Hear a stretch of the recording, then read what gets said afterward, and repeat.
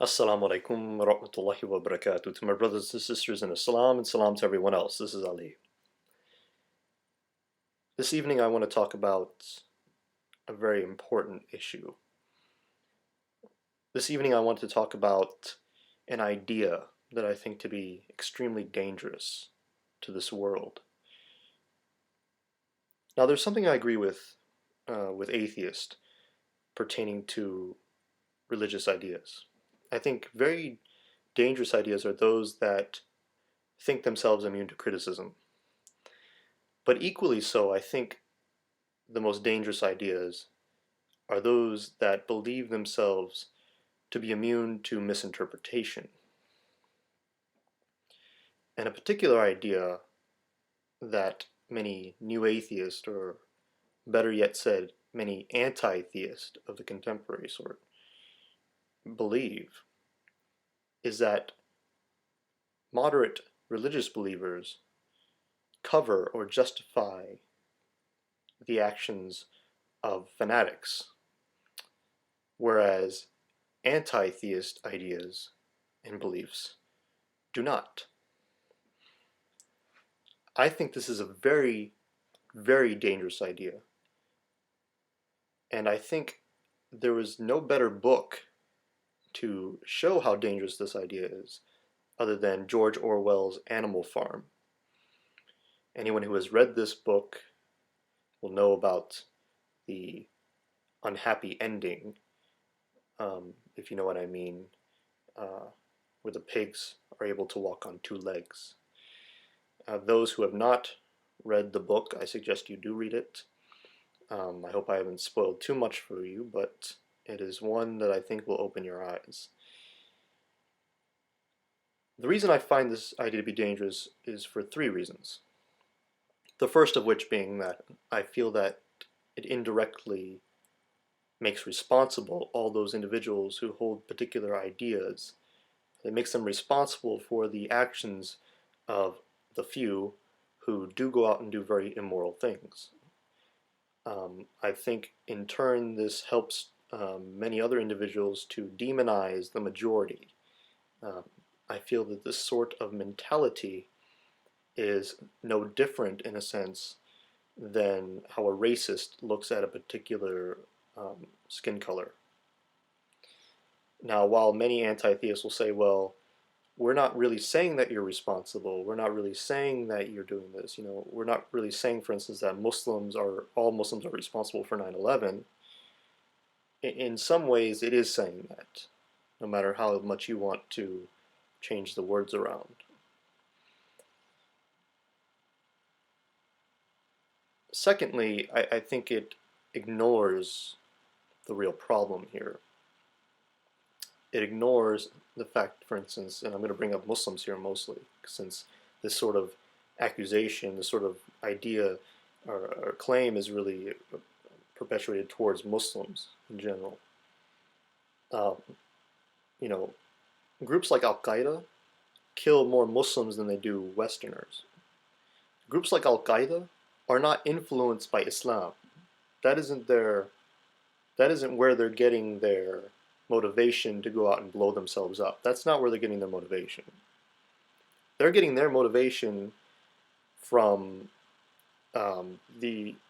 basically the oppression of certain governments on their land. They're getting that sort of belief, that sort of justification, motivation from the fact that many countries have gone into theirs to steal their oil, to oust their democratically elected governors and leaders. They've gotten this justification from the fact that the majority of the world has allowed a small state known as Israel to create the largest concentration camp in the world, in all of world history.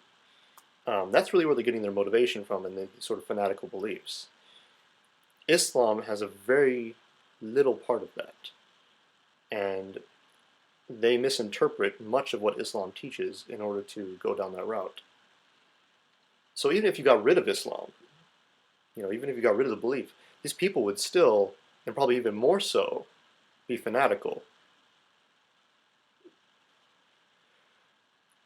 And third, I think what it does, this sort of belief, I think what it does really is that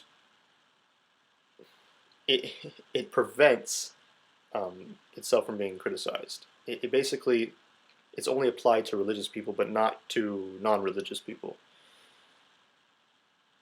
And I think that's extremely dangerous. It's extremely dangerous when you think your own beliefs are immune to misinterpretation. Why? Because those individuals later down the road tend to become fanatical themselves and tend to do exactly the same or even worse than the people that they accuse. You know, a lot of anti-theists will say, well, we're not going around blowing ourselves up or killing people, but it's only a matter of time. I mean, hate manifests itself violently over a long period of time. It doesn't happen overnight. Uh, Many anti-theists will say, well, there's none of our ideas promote this sort of thing. Atheists don't believe, atheism isn't a belief, so we don't do anything. But I'm not saying anything about atheism. Okay, when I mention the 20th century, when I mention Stalin or Pol Pot or Mao, I'm not talking about atheism. I'm talking about anti-theism. I'm talking about the opposition to theism. I'm talking about social Darwinism. Okay, I'm talking about fascism. I'm talking about certain beliefs, certain Enlightenment ideas of certain like scientific progress. This dogma of scientific progress that we now have. Sort of neo-pragmatism. The world is only safe when we're all scientifically minded. These ideas were misinterpreted and were used, these labels, these same words. Things like theists are delusional, are irrational, were used to perpetuate the violence of these madmen. I mean, it's an irrefutable fact of history. The counter claim that I often hear from anti-theists regarding this is that, well, things like evolution are factual, so we can't oppose those things. Okay, but that even strengthens my argument more so, because it shows that even if you get rid of all the nonsense in the world, quote unquote, people are still going to do evil things. They're still going to misinterpret the facts and use them to their own ends. How one can seriously sit there and say that their ideas are immune from misinterpretation, yet everybody else in the world needs to be opposed, is a very dangerous viewpoint. Because what it basically does is that it doesn't look at itself as a problem either. It considers itself higher than other individuals and other ideas. And it's fine to think your ideas are superior, in a rational sense, but to think that they are superior in the sense that they cannot be, that people can't use them improperly, that can lead to some serious issues, and they have. And in our modern, in the modern age, we've seen some examples of that already. Violence hasn't been perpetuated yet, but there are certain groups such as the Rational Response Squad that takes Dawkins, Harris, and Hitchens a little too far by assuming that the majority of the world population suffers from literally a mental disorder and perhaps needs medication. That's only a step away from basically this thinking that theists are subhuman, and that's only another step away from some fanatical, psychopath to gain power and to start slaughtering a bunch of people. I don't think we should be so naive to think that this might not happen. I was recently listening to the Atheist Experience. I don't know if a lot of people out there watch that show, but I was listening to it, and a caller called up, and obviously he's a caller. A guy called up basically and said, he was talking to the host. I think it was Matt Dillahunty. He was talking to Matt Dillahunty, and he was saying, one day, I hope that we can just get a group of people together and just rid the world of religion. That's a very odd comment. I don't know if you guys really caught that. I mean, that's literally what he said. I think it's on episode 653. It's the recent one, this Sunday. He literally says that. And Matt Dillahunty, I don't think he even thought about what the guy was saying. He just kind of nodded his head and goes, yeah, kind of like, yeah, let's do it someday, I hope that happens. That doesn't sound like, to me at least, it doesn't sound like, oh, let's try to educate the world or something and one day it'll kind of, religion will sort of fizzle out. No, he was saying, let's get a group of people together and get rid of religion. And somehow nobody caught on to this sort of comment as being maybe a little bit over the top. So basically, that's what I really want to talk about. I know maybe just 10 minutes, for 10 minutes I just rambled, but I think that this sort of idea is very dangerous. I think if we really want to get rid of fanatics, we need to work with the moderates. We need the moderates, and we need to, I don't like the word moderate, if you haven't noticed.